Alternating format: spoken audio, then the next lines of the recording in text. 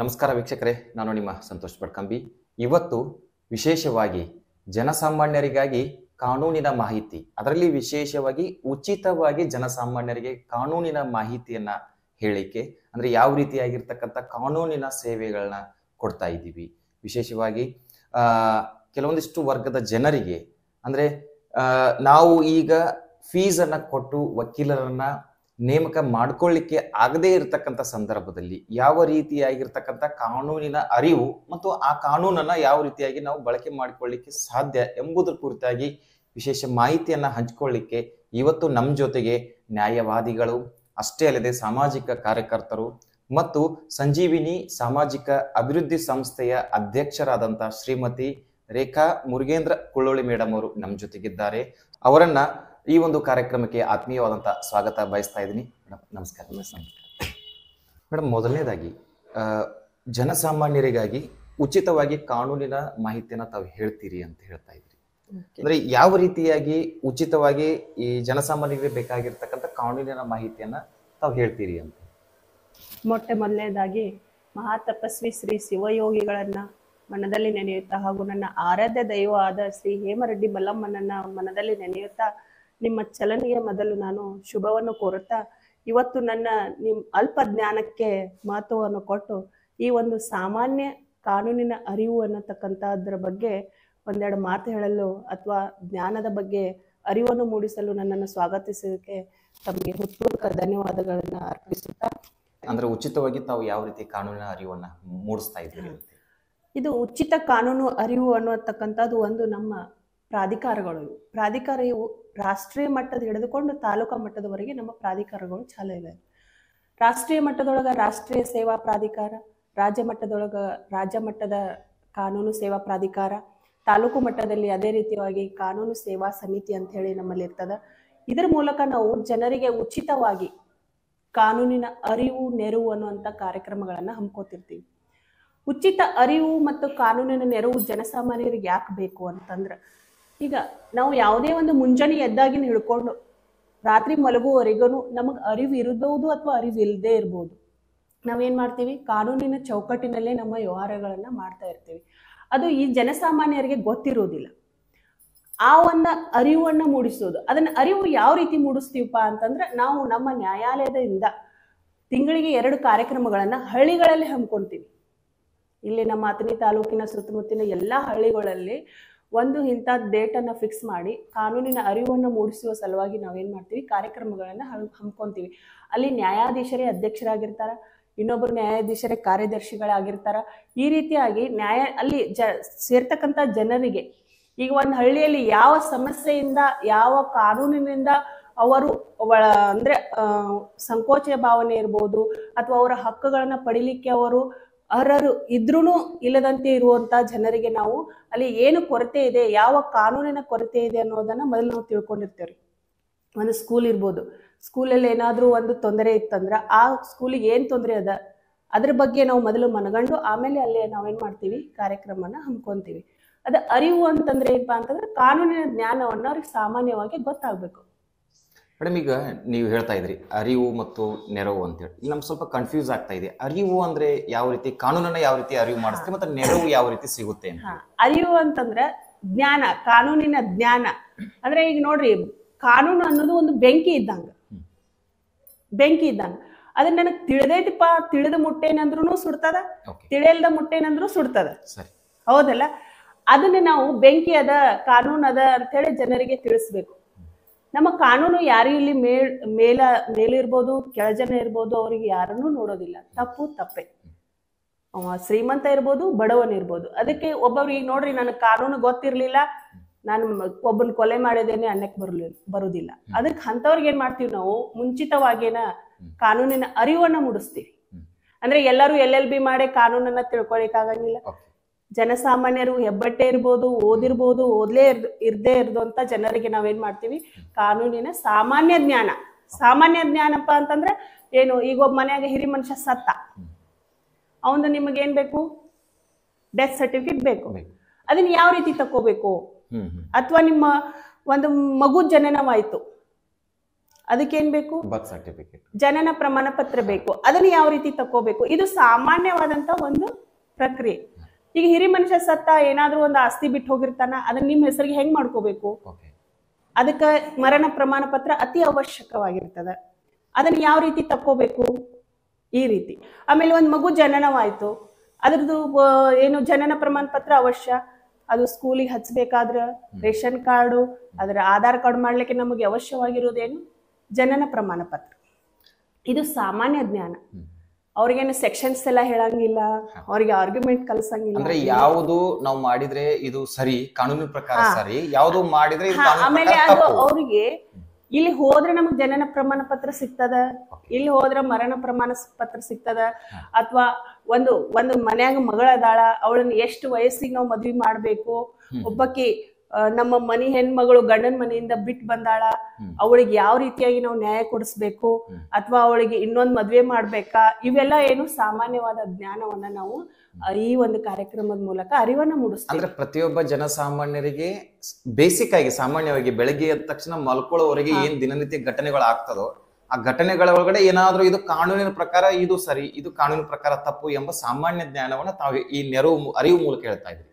ಇನ್ನು ನೆರವು ಅಂತಂದ್ರೆ ಮೇಡಮ್, ನೆರವು ಅಂತಂದ್ರೆ ಈಗ ಯಾವುದೇ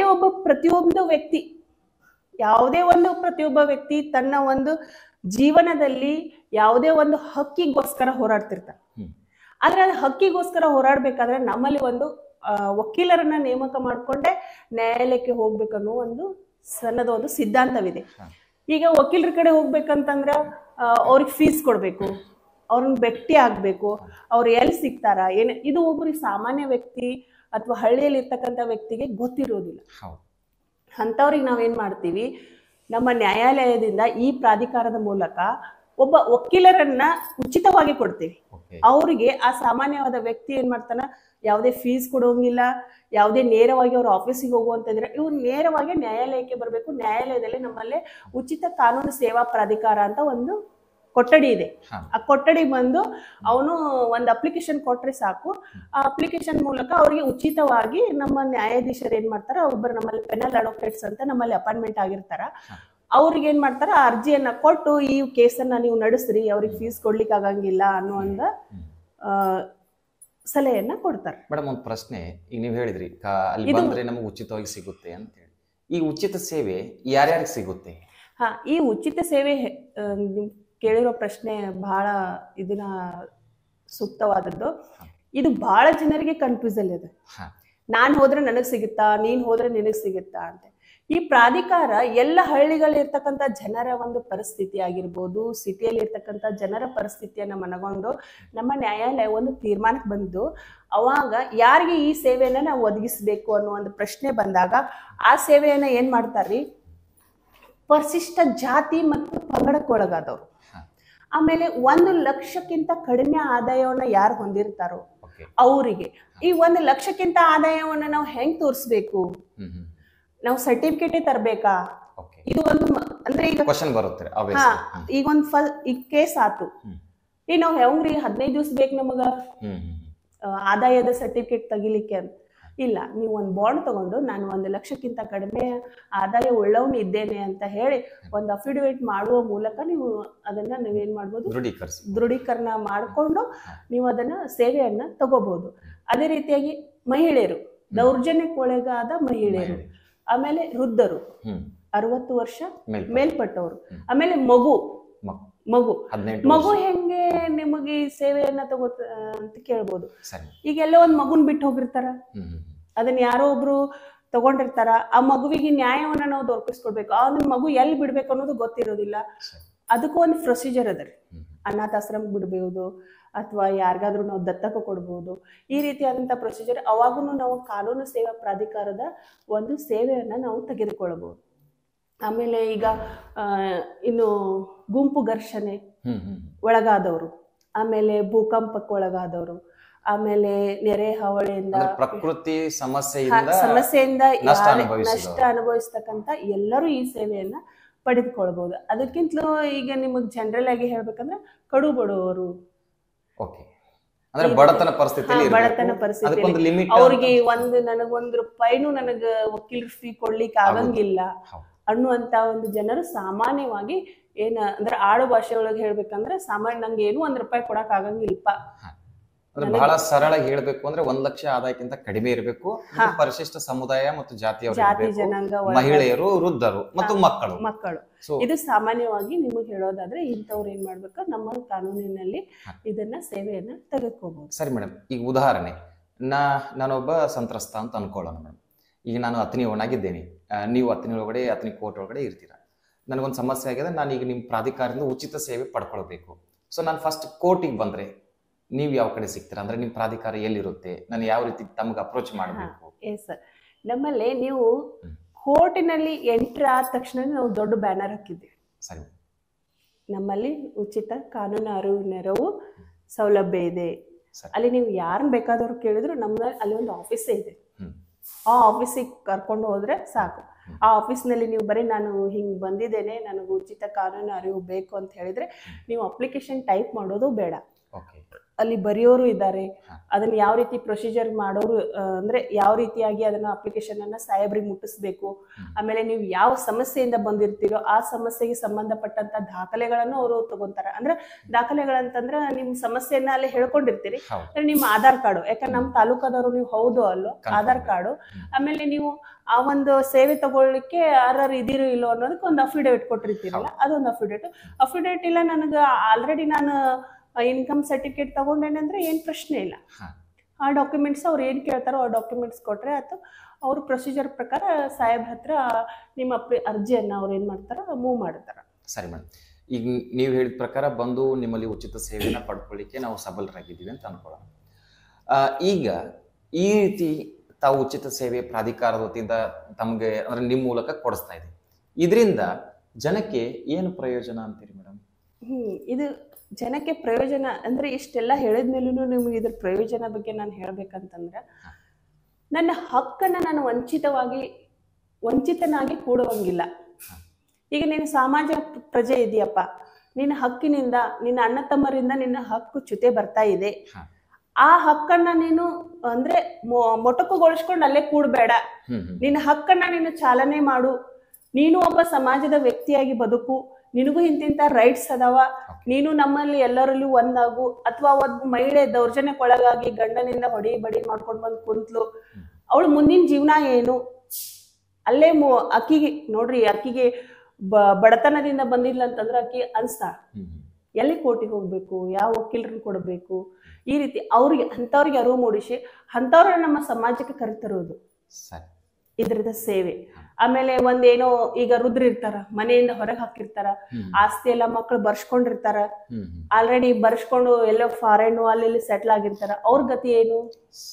ಆಮೇಲೆ ನಮ್ಮ ನ್ಯಾಯಾಲಯ ಇದನ್ನೆಲ್ಲ ಗಮನಿಸ್ತದ. ಈಗ ತಿಂಗಳ ಏನ್ ಕಾರ್ಯಕ್ರಮ ಹೋಗ್ತೀವಿ ಎಲ್ಲ ಅಲ್ಲಿ ಗಮನ ಹರಿಸಿ ಅಂತ ಏನೋ ರುದ್ರ ಇದ್ರು, ಮಕ್ಕಳಿದ್ರು, ಮಹಿಳೆಯರಿದ್ರು, ಅಥವಾ ಯಾರೋ ಅಣ್ಣ ತಮ್ಮರಿಂದ ಆಸ್ತಿಗೆ ಒಳಗಾಗಿದ್ರು, ಅವ್ರನ್ನೆಲ್ಲ ಏನ್ ಮಾಡ್ತದ, ನೀವು ನಿಮ್ಮ ಹಕ್ಕನ್ನ ಕಳೆದುಕೊಳ್ಬೇಡ್ರಿ, ಬರ್ರಿ ಉಚಿತ ಕಾನೂನು ಸೇವಾ ಪ್ರಾಧಿಕಾರದ ಅಲ್ಲಿ ಬರ್ರಿ, ನಿಮ್ಮ ಸಮಸ್ಯೆನ ಹೇಳ್ಕೊರಿ, ಅಪ್ಲಿಕೇಶನ್ ಕೊಡ್ರಿ, ನೀವು ನಮ್ಮಂತೆ ಒಂದಾಗಿ ಬದುಕ್ರಿ ಅನ್ನೋದೇ ಇದ್ರದೊಂದು ಉದ್ದೇಶ. ಸರಿ ಮೇಡಮ್, ಈಗ ನೀವು ಹೇಳಿದ್ರಿ ಅತನಿ ಒಳಗಡೆ ಈ ಸೇವೆ ಸಿಗ್ತಾ ಇದೆ ಅಂತ. ನನಗೊಂದು ಪ್ರಶ್ನೆ ಬರ್ತಾ ಇದೆ, ಬರೀ ಅತನಿ ಒಳಗಡೆ ಮಾತ್ರ ಸಿಗುತ್ತಾ ಅಥವಾ ಎಲ್ಲಾ ತಾಲೂಕಿನಲ್ಲಿ ಎಲ್ಲಾ ಜಿಲ್ಲೆಯಲ್ಲಿ ಸಿಗುತ್ತಾ?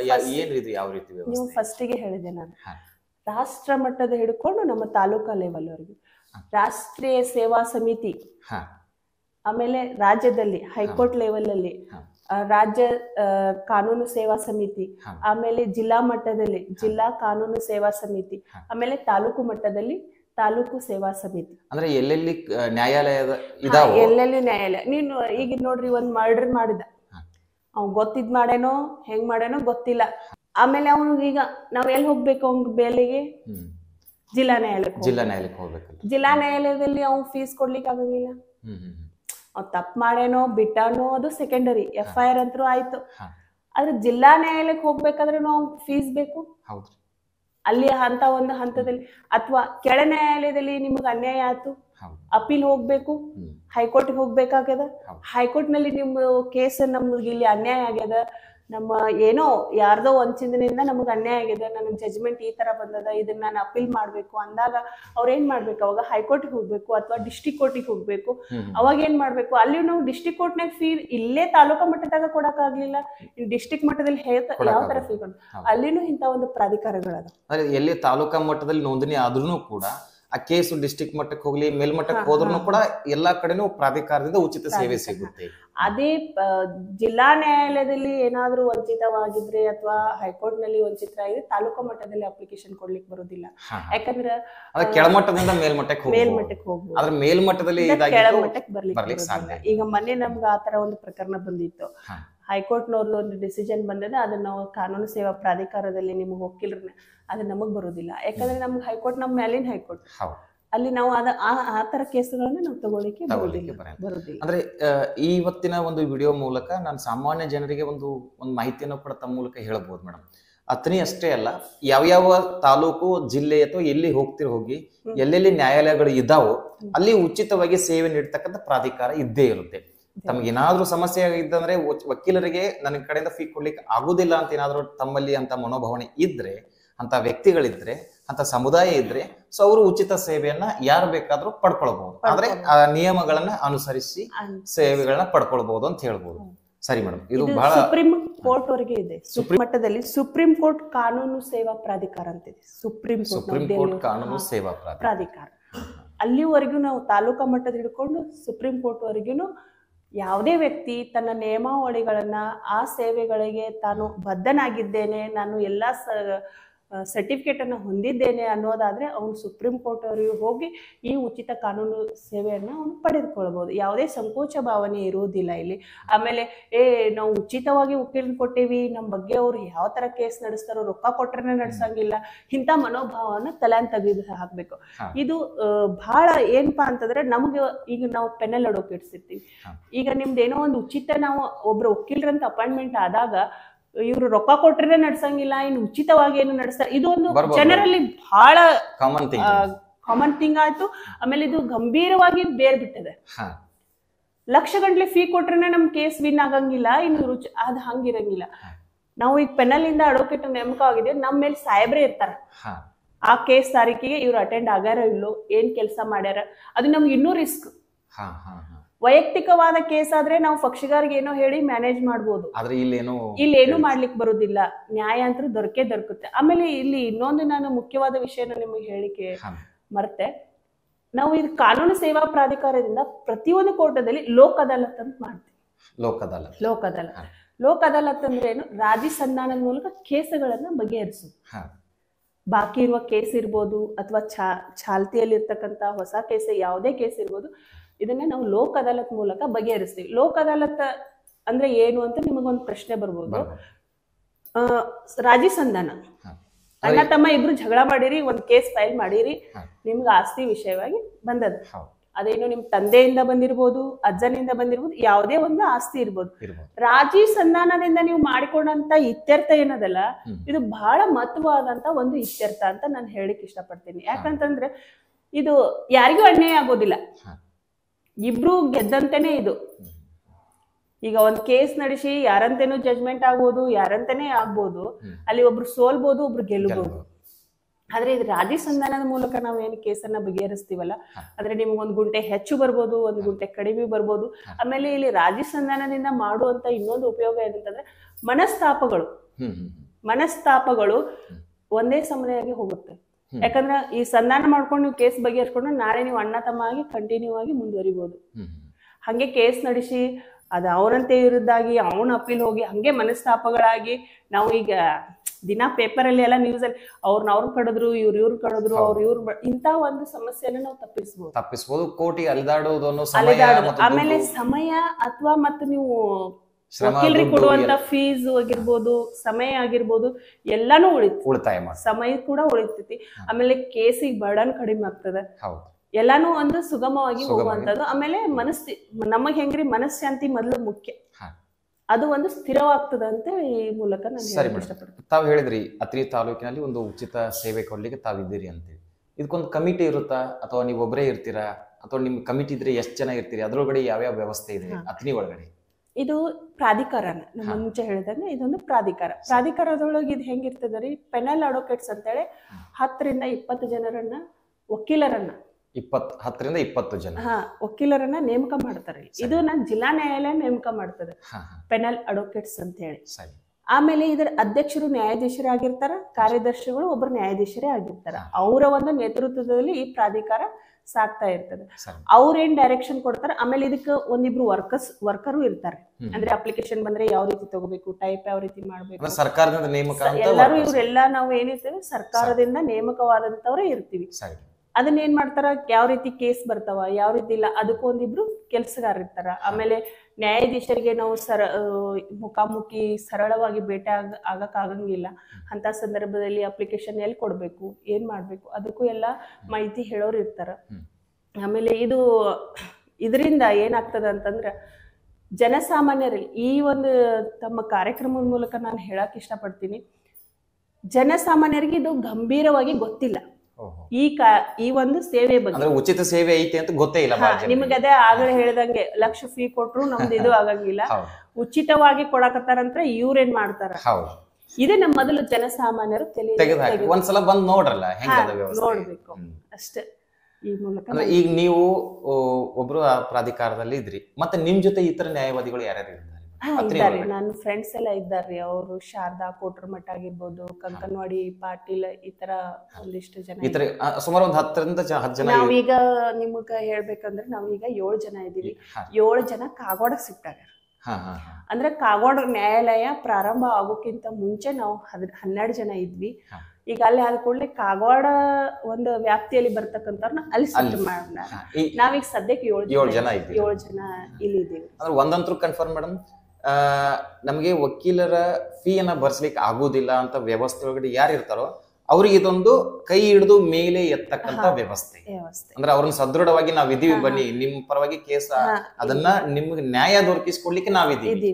ಆಮೇಲೆ ನಮಗೆ ಎಷ್ಟರ ಮಟ್ಟಿಗೆ ನಾವು ಕೆಲಸ ಮಾಡ್ಬೋದು ಅಂತಂದ್ರ, ಸಾರ್ವಜನಿಕ ಸಂಸ್ಥೆಗಳಲ್ಲಿಯೂ ಏನಾದ್ರೂ ಅನ್ಯಾಯವಾಗ್ತಿದ್ರಂದ್ರ ಅದನ್ನ ನಾವು ಡೈರೆಕ್ಟ್ ಸ್ಟೇಷನ್ ಬೇಡ ಸಾಹೇಬ್ರಿಗೆ ಅರ್ಜಿ ಸಲ್ಲಿಸುವ ಮೂಲಕ ಈ ಅನ್ಯಾಯದ ಬಗ್ಗೆ ತಿಳಿಸಬಹುದು. ವಿಶೇಷವಾದಂತ ಒಂದು ಅಧಿಕಾರ. ಅಂದ್ರೆ ಯಾರಿಗೂ ಅನ್ಯಾಯ ಆಗ್ಬಾರ್ದು. ನಾವು ಕೂಡ ಈಗ ನನಗೊಂದೇನೋ ಅನ್ಯಾಯ ಕಂಡು ಬಂತು, ನಾನು ಸರಳವಾಗಿ ಇದು ಕಾನೂನು ಸೇವಾ ಪ್ರಾಧಿಕಾರಕ್ಕೆ ಒಂದು ಅರ್ಜಿ ಬರಿಬಹುದು, ಇಲ್ಲಿ ಇಂತ ಅನ್ಯಾಯ ನಡೀತಾ ಇದೆ, ಅದನ್ನ ನೇರವಾಗಿ ನೀವು ಪರಿಶೀಲಿಸಿ ಇದು ಒಂದು ಸ್ವತಃ ನಾನು ಕೇಸ್ ಮಾಡಿದ್ದೀನಿ ಮಲಾಬದಿ ಒಳಗ. ಈಗಾಗ್ಲೇ ನಿಮ್ ನಾಲೆಜ್ ಇರ್ಬೋದು, ನಿಮ್ಗೊಂದ್ಸರಿ ನಾನು ಕಾಲ್ ಮಾಡಿದ್ದೆ. ಅದು ಕೋಳಿ ಫಾರ್ಮ್ಗಳು ಜನಸಾಮಾನ್ಯರಿಗೆ ಅದನ್ನ ನಮ್ಮ ಬಿಸಿ ರೊಟ್ಟಿ ಅಂತ ಹೇಳಿ ಒಬ್ರು ಸಾಹೇಬ್ರು ಇದ್ರು. ಅವ್ರು ಇಷ್ಟು ಚಂದ ಅದನ್ನ ನಿಭಾಯಿಸಿದ್ರು ಅಂತಂದ್ರೆ ಅದನ್ನ ಏನು ಮಾಡ್ಲಿಲ್ಲ. ನನ್ನ ಜನಸಾಮಾನ್ಯರು ಒಂದು 10-15 ಜನಸಾಮಾನ್ಯರು ನನ್ನ ಕಡೆ ಬಂದ್ರು, ಮೇಡಮ್ ನಮ್ಮ ಊರೊಳಗೆ ಈ ತರ ತೊಂದರೆ ಆಗ್ತಾ ಇದೆ ಅಂತ. ನಾನು ನೇರವಾಗಿ ಸಾಹೇಬ್ರ ಚೇಂಬರ್ಗೆ ಕರ್ಕೊಂಡು ಹೋಗಿ ಬೆಟ್ ಮಾಡಿಸಿದೆ ಅವ್ರಿಗೆ. ಸರ ಮತ್ತೆ ಇವ್ರಿಗೆ ಕೋಳಿ ಫಾರ್ಮ್ಗಳು ಹೆಜ್ಜೆಗೂ ಕೋಳಿ ಫಾರ್ಮ್ ಅದಾವ, ಅದರ ನಿಯಮಾವಳಿಗಳು ಏನೂ ಇಲ್ಲ. ಅಂದ್ರೆ ಇಷ್ಟು ಕಿಲೋಮೀಟರ್ಗೊಂದು ಕೋಳಿ ಫಾರ್ಮ್ ಇರ್ಬೇಕು, ಅದ್ರ ವ್ಯವಸ್ಥಿತ ಇರ್ಬೇಕು, ಈ ತರ ಅದು ಒಂದು ನಿಯಮಾವಳಿಗಳನ್ನ ಮೀರಿ ಇವ್ರ ಕೋಳಿ ಫಾರ್ಮ್ ಮಾಡಿರೋದ್ರಿಂದ ಈ ರೀತಿ ಆಗಿದೆ ಅಂತ ಹೇಳಿ ಅರ್ಜಿ ಸಲ್ಲಿಸಿದ್ವಿ. ಮೇಡಮ್ ಅರ್ಜಿ ಬರ್ದು ಕೊಡ್ರಿ, ನಾನು ಅದ್ರ ಬಗ್ಗೆ ಪರಿಶೀಲನೆ ಮಾಡ್ತೀನಿ ಅಂದ್ರು. ಅರ್ಜಿ ಬರ್ದು ಕೊಟ್ಟ ವಿದಿನ್ 2 days ಒಳಗ ಎಲ್ಲಾ ಹೆಲ್ತ್ ಡಿಪಾರ್ಟ್ಮೆಂಟ್ಗೆ ಸ್ವತಃ ಸಾಹೇಬ್ರೆ ಫೋನ್ ಮಾಡಿ ಹೇಳಿದ್ರು. ಅಲ್ಲಿ ಎಲ್ಲಾ ಹೆಲ್ತ್ ಡಿಪಾರ್ಟ್ಮೆಂಟ್ ಅವರು ಎಲ್ಲಾ ಅಲ್ಲಿ ಮಹಿಳೆಯರಿಗೆ ಮಕ್ಕಳರಿಗೆ ಚೆಕ್ಅಪ್ ಮಾಡುವಂತ ಕ್ಯಾಂಪ್ಗಳನ್ನ ಹಾಕಿದ್ರು. ನೆಕ್ಸ್ಟ್ ಅಲ್ಲಿ ಸಮಸ್ಯೆ ಇದೆ ಅಂತ ಗುರುತಿಸ್ಕೊಂಡು ಕೋಳಿ ಫಾರ್ಮ್ಗಳನ್ನ ತೆಗಿಸ್ಬಿಟ್ರು. ಈಗ ಅವರು ಅಗದಿ ಆರಾಮಾಗಿ ಈ ತರ ಒಂದು ಸಮಸ್ಯೆಗಳು ಸಾರ್ವಜನಿಕರ ಏನಾ ಸಮಸ್ಯೆಗಳಿದ್ರು ನೇರವಾಗಿ ನಮ್ಮ ಕಾನೂನು ಸೇವಾ ಪ್ರಾಧಿಕಾರದಿಂದ ಅವರು ಅಂದ್ರೆ ಇದೊಂದು ವಿಶೇಷ ಅನಿಸ್ತು ಮೇಡಮ್. ಈಗ ನನಗೊಂದು ಸಂತ್ರಸ್ತನಾಗಿ ಬರ್ತೀವಿ, ಸೇವೆ ಕೊಡ್ತೀರಿ, ಅದ್ರ ಜೊತೆಗೆ ತಮ್ಮ ಗಮನಕ್ಕೆ ಅಂದ್ರೆ ಈಗ ಕೆಲವೊಂದು ಫಾರ್ ಎಕ್ಸಾಂಪಲ್ ನನಗೊಂದು ಸಮಸ್ಯೆ ಕಂಡು ಬರ್ತಾ ಇದೆ, ಬಟ್ ನನಗೆ ಆ ಕೇಸ್ ದಾಖಲಿಸ್ಲಿಕ್ಕೆ ಆಗುದಿಲ್ಲ, ಏನೋ ಅನ್ಕೋತಾರೇನೋ ಏನೋ ಆಗುತ್ತೇನೋ ಅಥವಾ ನನಗೊಂದ್ಸಲ ಸಾಮಾಜಿಕ ವ್ಯವಸ್ಥೆಯಲ್ಲಿ ಇರ್ಬೇಕಾಗುತ್ತೆ ಅಂತ ಕೆಲವೊಂದು ಸಮಸ್ಯೆಗಳಿದ್ರೆ ತಮ್ಮ ಪ್ರಾಧಿಕಾರದ ತಮ್ಮ ಮೂಲಕ ಗಮನಕ್ಕೆ ತಂದ್ರೆ ಅದನ್ನ ನೀವಾಗಿಯೂ ಕೂಡ ಒಂದು ವಿಶೇಷ ಅಧಿಕಾರದ ಮೂಲಕ ಅದನ್ನ ಇದು ಮಾಡಬಹುದು. ಆಮೇಲೆ ಈಗ ನಂದು ಏನ್ ಮಾಡ್ಯಾರ, ಕೋರ್ಟ್ ಫ್ರಂಟ್ ಅಪಾಯಿಂಟ್ಮೆಂಟ್ ಮಾಡಿದ್ದಾರೆ. ಅಂದ್ರೆ ಕೋರ್ಟ್ ಫ್ರಂಟ್ ಅಂದ್ರೆ 2 ಸ್ಟೇಷನ್, ಆಮೇಲೆ ಕೋರ್ಟಿನಲ್ಲಿ ಬರ್ತಕ್ಕಂಥ ನ್ಯಾಯಾಲಯ. ಅಂದ್ರೆ ನಾವ್ ಈಗ 7 ಜನನು ಒಂದೊಂದು ಡಿಪಾರ್ಟ್ಮೆಂಟ್ ನಲ್ಲಿ ಕೆಲಸ ಮಾಡ್ತೀವಿ. ಈಗ ಇನ್ನೊಬ್ರು ನನ್ನ ಫ್ರೆಂಡ್ ಶಾರದಾ ಕೋಟ್ರಮಠ ಇದ್ದಾರೆ, ಅವರು CDP ಆಫೀಸಿಗೆ ಅಪಾಯಿಂಟ್ಮೆಂಟ್ ಹಾಕ್ಯಾರ. ಈಗ ನಂದು ಫ್ರಂಟ್ ಆಫ್ ಕೋರ್ಟ್ ಅಂತಂದ್ರೆ ಕೋರ್ಟ್ ಅಲ್ಲಿ ಇರ್ತೇನೆ ನಾನು. ಆಮೇಲೆ 2 ಸ್ಟೇಷನ್ ಬರ್ತಾವ, ಐಗಿ ಸ್ಟೇಷನ್ ಮತ್ತೆ ಪೊಲೀಸ್ ಸ್ಟೇಷನ್, ನಮ್ದು ಅತನಿ ಪೊಲೀಸ್ ಸ್ಟೇಷನ್. ಅಲ್ಲಿ ಬರ್ತಕ್ಕಂಥ ಮಕ್ಕಳದ ಈಗ ನೋಡ್ರಿ ಕೇಸ್ ಬರ್ತಿರ್ತಾವ, ಹೆಣ್ಮಕ್ಳ ಕೇಸ್ ಬರ್ತಿರ್ತಾವ. ಈಗ ಮೊನ್ನೆ ನನಗೊಂದು ಫೋನ್ ಮಾಡಿದ್ರು, ಇಬ್ರು ಹುಲಿಗ್ ಬಾಳಿಯವರು ಒಂದು ಹೆಸರು ಹೇಳಿಕ್ ಇಷ್ಟಪಡೋದಿಲ್ಲ, ಒಂದಿಬ್ರು ಹುಲಿಗ್ ಬಾಳಿ ಗ್ರಾಮದವರು, ಅವರು ಒಂದೆರಡು ಹುಡುಗಿಯರು, ಅವ್ರದ್ದು ಒಂದು ವೈಯಕ್ತಿಕವಾದ ಕಾರಣ ಅವ್ರು ಒಮ್ಮೆ ನೈಟ್ ಬರ್ತಾರ. ನೈಟ್ ಬಂದಾಗ ಪೊಲೀಸರ ಜೋಡಿನ ನೇರವಾಗಿ ಮಾತಾಡಕ್ ಆಗಂಗಿಲ್ಲ. ಅಂತ ಸಮಯದಲ್ಲಿ ನಮ್ದ ಒಂದು ನೆರವನ್ನ ತಗೋತಾರ. ಮೇಡಮ್ ಇಂಥ ಕೇಸ್ ಬಂದದ, ಸ್ವಲ್ಪ ಏನ್ ಮಾಡೋದು ಏನ, ಅಥವಾ ನೀವು ಬಂದು ಇದನ್ ಮಾಡ್ರಿ. ಅಲ್ಲಿ ನಾವು ಫೋನ್ ಮುಖಾಂತರನು ಹೇಳ್ಬೋದು, ಅಥವಾ ನಮಗ್ ಸಾಧ್ಯ ಇದ್ರೆ ಹೋಗಿನೂ ಬಗೆಹರಿಸ್ಬೋದು. ಆಮೇಲೆ ಇಲ್ಲಿ ನಾನ್ ಹೆಚ್ಚಾಗಿ ಕೆಲಸ ಮಾಡಿರೋದು ಈ ಪ್ರಾಧಿಕಾರನ ಜೊತೆಗೆ ಮತ್ತು ನನ್ನ ಸಾಮಾಜಿಕದ ಕೆಲಸದ ಜೊತೆಗೆ ನಮ್ಮ ಮಹಿಳಾ ಸಾಂತ್ವನ ಅಂತಿದೆ, ಮಹಿಳಾ ಸಾಂತ್ವನ ಕೇಂದ್ರ ಇದೆ. ಅಲ್ಲಿನೂ ಇಂಥ ಪ್ರಕರಣಗಳು ಬಹಳ ಬರ್ತಾವ್ರಿ. ಮಹಿಳೆಯರು ಮಕ್ಕಳು ಬಹಳ ಪ್ರಕರಣಗಳು ಬರ್ತಾವ. ಮತ್ತೆ ಇನ್ನೊಂದು ನಿಮ್ಮ ಮುಂದೆ ನಾನು ಇಲ್ಲಿ ಪ್ರಸ್ತಾಪ ಮಾಡ್ಬೋದು ಅಂತಂದ್ರೆ, ನಮ್ಮ ಅಥಣಿ ತಾಲೂಕದಲ್ಲಿ ಜಾಸ್ತಿ ಬಾಲ್ಯ ವಿವಾಹಗಳು ಆಗ್ತಾ ಇದಾವ. ಆಗ್ತಾ ಇದೆಲ್ಲ, ಕಡಿಮೆ ಅಂತ ಯಾವಾಗೂ ಇಲ್ಲೇ ಇಲ್ಲ. ನಾನು ಇಲ್ಲಿ 5-6 ವರ್ಷದಿಂದ ನೋಡ್ತಾ ಇರೋದು, ವರ್ಷ ಏನಾದ್ರು ಮದ್ವಿ ಸೀಸನ್ ಬಂದಾಗ ಒಂದ್ 5-6 ಮದ್ವೆಯರೇ ನಾವು ತಪ್ಪಿಸ್ತೇವ್ರಿ. ಹೌದು, ಪ್ರತಿ ವರ್ಷ ಒಂದ್ 2 ಸೀಸನ್ ಬರ್ತಾವ್ರಿ ಮದ್ವಿವು. 2 ಸೀಸನ್ ಒಂದ್ 5-6 ಮದ್ವಿ ನಮ್ಮ ಗಮನಕ್ಕೆ ಬಂದಿರ್ತಾವ. ಗಮನಕ್ಕೆ ಬರ್ಲಾರ್ದು ಎಷ್ಟೋ ಆಗಿರ್ತಾವ. ಅದಕ್ಕೆ ಜನಸಾಮಾನ್ಯರು ಅದನ್ನ ಮಾಡಬಾರ್ದು. ಅದರಿಂದ ಏನಾಗ್ತದ, ಬಾಲ್ಯವಾದಿಂದ ಅದು ಆಲ್ರೆಡಿ ಎಲ್ಲರಿಗೂ ಗೊತ್ತಾಗ. ಆಮೇಲೆ ಈಗ ನಾವು ನೋಡ್ರಿ, ಮದ್ವಿ ಇನ್ನೇನ್ ತಾಳಿ ಕಟ್ಬೇಕು ಅನ್ನೋದ್ರಾಗ ಹೋಗಿ ತಡೆದಿರ್ತೇವಿ. ಅಲ್ಲಿಂದ ಎಷ್ಟು ಲಾಸ್ ರೀ ಅವ್ರಿಗೆ. ಆಮೇಲೆ ಅವ್ರ ಮನೆತನದ ಮರ್ಯಾದೆ ನಮಗ್ ತಡಿಬೇಕಂತ ಉದ್ದೇಶ ಇಲ್ಲ, ಬಟ್ ಫೋನ್ ಬಂದಾಗ ನಾವು ಏನು ಮಾಡ್ಲಿಕ್ಕೆ. ಈಗ ಆಲ್ರೆಡಿ ಮದುವೆ ಆಗಿತ್ತು, ಬಾಲ್ಯ ವಿವಾದ ಅಂತ ಹೇಳಿ ಗೊತ್ತಾಯ್ತು ಅಂದ್ರೆ ಯಾವಾಗ ಏನ್ ಮಾಡ್ತೀರಿ? ಅದು ಬಹಳ ನಿಮ್ದು ಅದ್ಭುತವಾದ ಒಂದು ಪ್ರಶ್ನೆ. ಯಾಕಂದ್ರೆ ನಾನೀಗ ಎಷ್ಟೋ ಸರಿ ಈ ಸಮಸ್ಯೆಗೆ ಸಿಲುಕಾಕೊಂಡಾಗಂತ ಒಂದು ಬಗೆಹರಿಸಿದ್ವಿ. ಏನಿಲ್ಲ, ಆಕೆ 18 ವರ್ಷಕ್ಕಿಂತ ಒಳಗಿದ್ಲು, ಆಲ್ರೆಡಿ ಮದುವೆ ಆಗಿ ತಾಳಿ ಕಟ್ಟಿ ಮುಗಿದಿತ್ತು. ಆಮೇಲೆ ನಮ್ ಗಮನಕ್ಕೆ ಬಂತು, ಅಥವಾ ನಾವ್ ಅಲ್ಲಿ ಹೋಗುದ್ರಾಗ ಮದ್ವಿನ ಮುಗಿದಿತ್ತು. ಯಾಕಂದ್ರೆ ನಮ್ ಜನ ಅಷ್ಟ್ ಫಾಸ್ಟ್ ಇದ್ದಾರ್ರಿ. ಹೇಳಿ ತಿಳಿಸ್ಯಾರ ಕೂಡಲೇ ಏನ್ ಬರ್ತಾರಂತ ಗೊತ್ತಿದ್ರು ಮದ್ವಿ ಮಾಡಿಸುವಂತ ಜನ ಇದ್ದಾರೆ. ಇಂಥ ಸಮಯ ಬಂದಾಗ ಏನ್ ಮಾಡ್ತೀವಿ, ನಮ್ಮಲ್ಲಿ ಮಹಿಳಾ ಸ್ವಾಧಾರ ಅಂತ ಕೇಂದ್ರಗಳದಾವ. ಅಲ್ಲಿ ಹೋದ ಅವ್ರನ್ನ ಏಜ್ ಆಗುವವರೆಗೂ ಅಲ್ಲಿ ಇಟ್ಬಿಡ್ತೀವಿ. ಏಜ್ ಆದ ನಂತರ ಮೇಡಮ್ ಏಜ್ ಆದ ನಂತರ ಅವಳ ಇಚ್ಛಾ, ಅವಳ ಇಚ್ಛಾ, ಆಕಿ ಗಂಡ ಮನೆಗೆ ಹೋಗ್ತಾನಂತಾಳೋ, ಪೇರೆಂಟ್ಸ್ ಕಡೆ ಹೋಗ್ತಾನಂತಾಳೋ, ಅಥವಾ ಆಕೇನ್ ಕೆಲಸ ಮಾಡ್ತಾನಂತಾಳೋ, ಎಜುಕೇಶನ್ ಮಾಡ್ತಾನಂತಾಳೋ, ಅವಳ ಒಂದು ವಿವೇಚನೆಗೆ ಬಿಟ್ಟಂತದ್ದು. ಸರಿ ಮೇಡಮ್, ಈಗ ನೀವು ವಿಶೇಷ ಅಧಿಕಾರಿ ಇದೆ ಅಂತ ಕೂಡ ಹೇಳಿದ್ರಿ. ನಾನೊಂದು ಸಾಮಾನ್ಯ ಪ್ರಶ್ನೆ, PIL ತಾವು ದಾಖಲಿಸಬಹುದು? ಮಾಡ್ಬೋದು, ಅವಶ್ಯವಾಗಿ ಮಾಡ್ಬೋದು. PIL ಯಾವುದೇ ಸಾರ್ವಜನಿಕ ಸಮಸ್ಯೆ ಇರ್ಬೋದು, ಏನೇ ಇರ್ಬೋದು, ನಾವು PIL ನ ಡೈರೆಕ್ಟ್ ಆಗಿ ಮಾಡ್ಬೋದು. ಅಂದ್ರೆ ಈ ಮೂಲಕ ಕೆಲವೊಂದಿಷ್ಟು ಜನ ಹೋರಾಟಗಾರರಿಗೆ ನಾನೊಂದು ವಿನಂತಿಯನ್ನು ಕೂಡ ಮಾಡ್ತೀನಿ. ಕೆಲವೊಂದಿಷ್ಟು ಜ್ವಲಂತ ಸಮಸ್ಯೆಗಳು ಸಾಮಾಜಿಕ ವ್ಯವಸ್ಥೆಯಲ್ಲಿ ಇರ್ತದೆ, PIL ದಾಖಲಿಸಬೇಕು ಅಂತ ಅನ್ಕೊಂಡಿರ್ತೀರಿ, ಬಟ್ ಆಗ್ತಾ ಇರಲ್ಲ. ವಿಶೇಷವಾಗಿ ಅಥಣಿ ಜಿಲ್ಲಾ ಕೋರ್ಟ್ ಆಗಿರೋದ್ರಿಂದನೂ ಕೂಡ ನಿಮಗೆ ಪ್ರಾಧಿಕಾರದ ಮೂಲಕ ಉಚಿತವಾಗಿನೂ ಕೂಡ PIL ಮಾಡಬಹುದು. ಸರಿ ಮೇಡಮ್, ಬಹಳ ಖುಷಿಯ ವಿಚಾರ. ನನಗೆ ಇನ್ನೊಂದು ಬರ್ತಾ ಇರೋದು ಜನತಾ ನ್ಯಾಯಾಲಯ ಅಂತ ಹೇಳಿ. ಲೋಕ್ ಅದಾಲತ್, ಲೋಕ್ ಅದಾಲತ್ಗೆ ನಾವು ಜನತಾ ನ್ಯಾಯಾಲಯ ಅಂದ್ರೆ ನಮ್ಗೆ ಅದಕ್ಕೆ ಕನ್ಫ್ಯೂಸ್ ಆಗ್ತಾ ಇತ್ತು. ಲೋಕ್ ಅದಾಲತ್ ಒಳಗಡೆ ನೀವೇನ್ ಮಾಡ್ತೀರಾ, ರಾಜ್ಯ ಸಂಧಾನ ಮಾಡ್ತೀರಾ. ಅಂದ್ರೆ ಜನತಾ ನ್ಯಾಯಾಲಯ ಮತ್ತು ಲೋಕ್ ಅದಾಲತ್ ಎರಡೂನು ಒಂದೇ? ಒಂದೇ. ಹೆಂಗಂದ್ರ ಇದಕ್ಕೆ ಜನತಾ ನ್ಯಾಯಾಲಯ ಅಂತ ಯಾಕಂತೀವಿ, ನೀವು ಈಗ ಯಾವಾಗಾದ್ರೂ ನೀವು ಕೋರ್ಟಿಗೆ ಬಂದು ನೋಡಿರ್ಬೋದು, ನಮ್ ನ್ಯಾಯಾಧೀಶರು ಮ್ಯಾಲ್ ಕುಂತಿರ್ತಾರೆ, ನಾವೆಲ್ಲ ಕೆಳಗಿರ್ತೀವಿ. ಅವಾಗ ಪಕ್ಷಿಗಾರ ಬಂದು ಅಲ್ಲಿ ನಿಂದಿರ್ಬೇಕು, ಇಲ್ಲಿ ನಿಂದಿರ್ಬೇಕು, ಆರೋಪಿಯಲ್ಲಿ ನಿಂದಿರ್ಬೇಕು. ಈ ತರ ಒಂದು ನಮ್ಮ ನ್ಯಾಯಾಲಯದ ವ್ಯವಸ್ಥೆ ಇದೆ. ಬಟ್ ಜನತಾ ನ್ಯಾಯಾಲಯ ಅಂತಂದ್ರ ನಮ್ ಸಾಹೇಬ್ರು ನಮ್ ಜೊತೆನೆ ಕೂಡ್ತಾರ ಕೆಳಗ್ ಬಂದು. ಅವ್ರಂತರ ಫ್ರೆಂಡ್ಲಿ ಇರ್ತಾರ, ಸಾಹೇಬ್ರು ಅನ್ನೋದು ಇರುದಿಲ್ಲ. ಅಂದ್ರೆ ಅವ್ರು ಒಂದು ಸೂಕ್ತವಾದ ಒಂದು ಪ್ರೊಸೀಜರ್ ಅನ್ನ ಫಾಲೋ ಅಪ್ ಮಾಡಿ, ತಿಳುವಳಿಕೆ. ಈಗ ಯಾರೋ ಇಬ್ರು ಗಂಡ ಹೆಂಡತಿ ಜಗಳಾಡಿ ಬಂದಿರ್ತಾರ, ಒಂದು ಸಣ್ಣ ಕಾರಣ ಇರ್ತದ, ಅವರಿಗೆ ಮನಮುಟ್ಟುವಂತೆ ತಮ್ಮ ಪರಿಸ್ಥಿತಿಯನ್ನ ಮನಮುಟ್ಟುವಂತೆ ಹೇಳಿ, ಒಂದು ಫ್ರೆಂಡ್ ತರ ಹೇಳಿ, ಜನಸಾಮಾನ್ಯರ ತರ ಹೇಳಿ, ಅವರ ಜೀವನದ ಎಲ್ಲಾ, ಅಂದ್ರ ಅವ್ರಿಗೆ ನೋಡ್ರಿ ದಿನಾ ಇಂಥ ಕೇಸ್ಗಳನ್ನ ನೋಡ್ತಿರ್ತಾರ. ಆ ಕೇಸ್ಗಳ ಅನುಭವವನ್ನ ಅವ್ರಿಗೆ ತಿಳಿಸಿ, ಅವ್ರಿಗೆ ಜೀವನನ್ನ ಅರಿವು ಮೂಡಿಸಿ ಒಂದು ಮಾಡುವಂತ ಕೆಲಸ ಮಾಡ್ತಾರ. ಇದು ಆಮೇಲೆ ಅಣ್ಣ ತಮ್ಮ ಜಗಳಾಡಿ ಮಾಡಿರ್ತಾರ, ತಂದೆ ತಾಯಿ ಜಗಳಾಡಿ, ಈ ತರ ಎಲ್ಲ ಅವ್ರಿಗೆ ಸಾಮಾನ್ಯ ವ್ಯಕ್ತಿಯಾಗಿ ನಮ್ಮಲ್ಲಿ ಒಂದಾಗಿ ಕುಳಿತು ನ್ಯಾಯವನ್ನ ಬಗೆಹರಿಸ್ತಾರೆ. ಇದೊಂದು ಜನತಾ ನ್ಯಾಯಾಲಯ ಅಂತ. ಅಂದ್ರೆ ಲೋಕ್ ಅದಾಲತ್ ಮತ್ತು ಜನತಾ ನ್ಯಾಯಾಲಯ ಎರಡೂ ಒಂದೇ? ಮೇಡಮ್, ಈಗ ನಿಮ್ಮ ಒಂದು ಅನುಭವದ ಪ್ರಶ್ನೆ ನಾ ಕೇಳ್ಬೇಕಂತೀನಿ. ಪ್ರಾಧಿಕಾರಕ್ಕೆ ನೇಮಕ ಆದ್ರಿ, ಒಂದಿಷ್ಟು ಕೇಸ್ಗಳನ್ನ ಆಲ್ರೆಡಿ ತಾವು ಮಾಡಿರ್ಬೋದು. ಇದ್ರೊಳಗಡೆ ನಾನು ಇಂಥ ಕೆಲಸ ಅಂದ್ರೆ ಈ ಒಂದು ಕೇಸನ್ನ ನಾನು ಸಾಲ್ವ್ ಮಾಡಿದೆಪ್ಪ, ನನಗೆ ಬಹಳ ಖುಷಿ ಕೊಟ್ಟು, ಅಂತೇಳಿ ಯಾವ್ದಾದ್ರು ಒಂದು ಕೇಸ್ ನಾನು ಅಪಾಯಿಂಟ್ಮೆಂಟ್ ಆದ 15 ದಿವಸದೊಳಗೆ ನನಗೊಂದು ಕೇಸ್ ಬಂತು. ನಾನು ಅದನ್ನ ಹೆಸರು ಹೇಳಿಕ್ ಇಷ್ಟ ಪಡೋದಿಲ್ಲ ಈ ವಿಡಿಯೋ ಮೂಲಕ. ನೇಚರ್ ಆಫ್ ಕೇಸ್ ಹೇಳಿಬಿಟ್ಟು ನೇಚರ್ ಆಫ್ ಕೇಸ್ ಹೇಳ್ತೀನಿ. ಅವರು ದೊಡ್ಡ ಮನಿತನದ ಸೊಸೆ, ನಮ್ಮ ಅಥಣಿ ತಾಲೂಕಾದಾಗ ದೊಡ್ಡ ಮನಿತನದ ಸೊಸೆ. ಅವಳು ಹೆಂಗಂತಂದ್ರ ಅವ್ ಹುಡುಗ ಏನ್ ಮಾಡಿದಾನ, ಆಕಿ ಗಂಡ ಮನ್ಯಾಗ ಗೊತ್ತಿಲ್ದ ಆಕಿನ್ ಮದ್ವೆ ಆಗ್ಯಾನ, ಮದ್ವೆ ಆಗಿ ಸಂಸಾರ ಮಾಡ್ಯಾನ, 2 ಮಕ್ಕಳ ಬಿಟ್ಟಾನ. ನಮ್ಮ ಅಥಣಿ ತಾಲೂಕಿನಲ್ಲೇ ಪ್ರತಿಷ್ಠವಾದ ಮನಿತನ. ಅಂತ ಒಂದು ಹೆಣ್ಮಗಳು. ಆಮೇಲೆ ಮನೆಯವರ ಒತ್ತಾಯದಿಂದ ಅಕ್ಕನ ಮಗಳನ್ನು ಮದ್ವೆ ಆಗಿದ್ದ.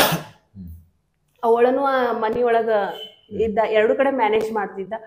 ಆದ್ರೆ ಅವನು ಹೆಂಗಂದ್ರ ಅವನು ದುರಾದೃಷ್ಟ ಏನ್ ಮಾಡಿದ, ಕರೋನಾ ಟೈಮ್ನಾಗ ತೀರ್ಕೊಂಡ್ಬಿಟ್ಟ.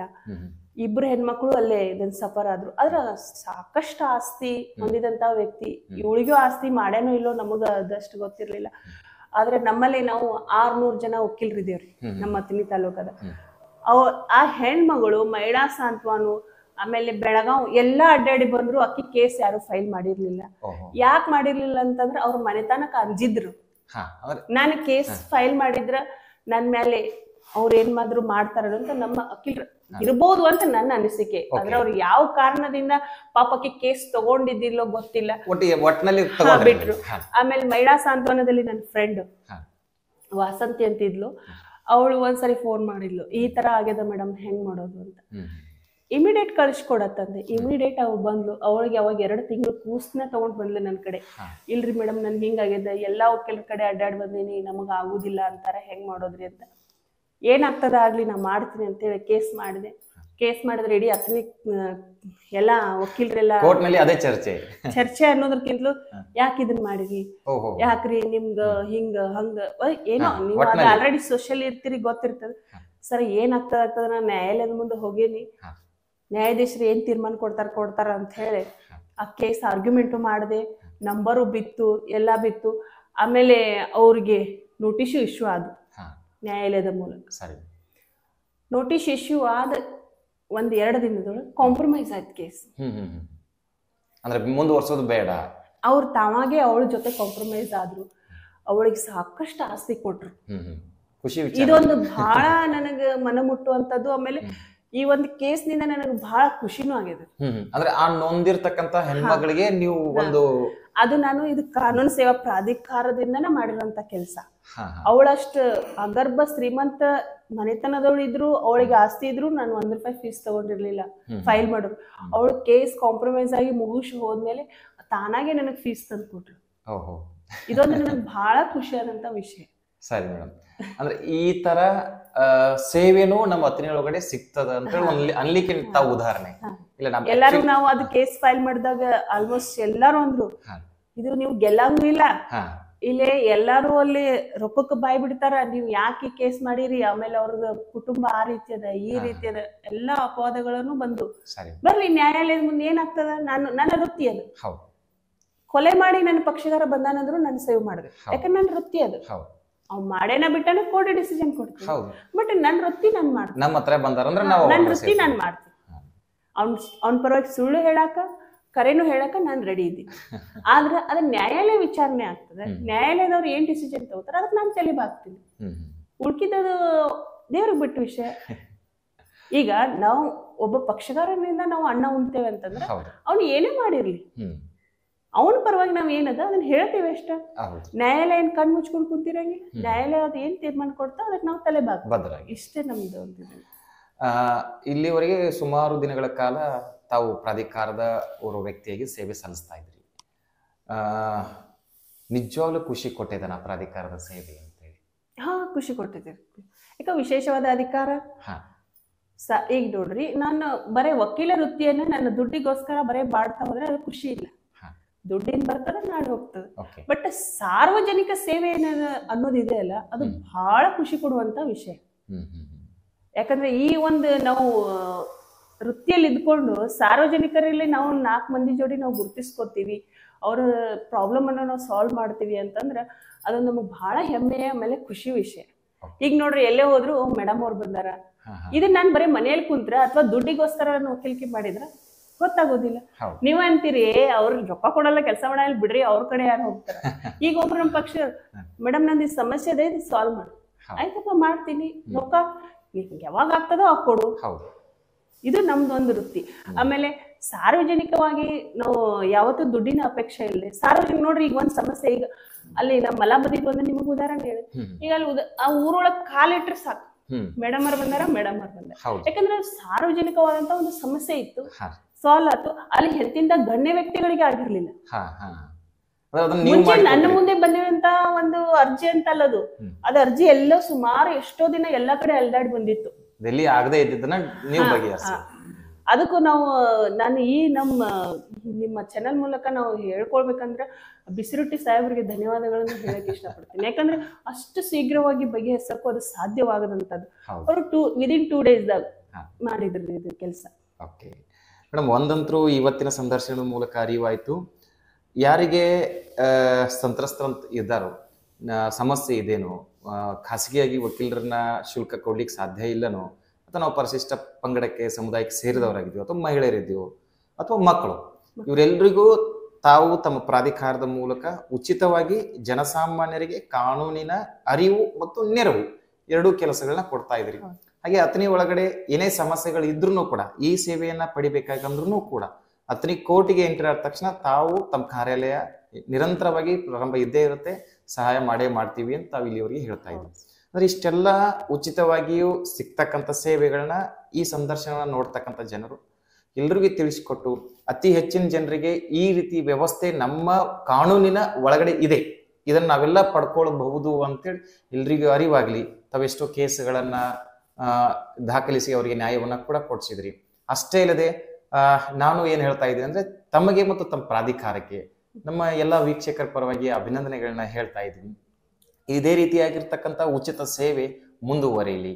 ಅತನಿ ಒಳಗಡೆ ತಾವು ಸಲ್ಲಿಸ್ತಾ ಇದ್ರಿ, ಮುಂದೆ ಜಿಲ್ಲಾ ಮಟ್ಟಕ್ಕೆ, ರಾಜ್ಯ ಮಟ್ಟಕ್ಕೆ, ಒಟ್ಟಿನಲ್ಲಿ ಏನಪ್ಪಾ ಅಂದ್ರೆ ರೇಖಾ ಮೇಡಮ್ ಅವ್ರ ಅಂದ ತಕ್ಷಣ ಈ ಮಟ್ಟಕ್ಕೆ ಹೋಗಿದ್ದಾರೋ ಅಂತೇಳಿ ನಮಗೂ ಕೂಡ ಖುಷಿ ಪಡ್ತಕ್ಕಂಥ ಉನ್ನತ ಹಂತಕ್ಕೆ ತಾವು ತಲುಪ್ರಿ ಅಂತ ಹೇಳಿ ನಾವು ಈ ಸಂದರ್ಶನವನ್ನ ಇಲ್ಲಿಗೆ ಮುಕ್ತಾಯ ಮಾಡ್ತಾ ಇದೀವಿ. ಇಲ್ಲಿವರೆಗೆ ಸಮಯ ಕೊಟ್ಟಿದ್ದಕ್ಕೆ ತಮಗೂ ಕೂಡ ಧನ್ಯವಾದಗಳು. ಧನ್ಯವಾದ.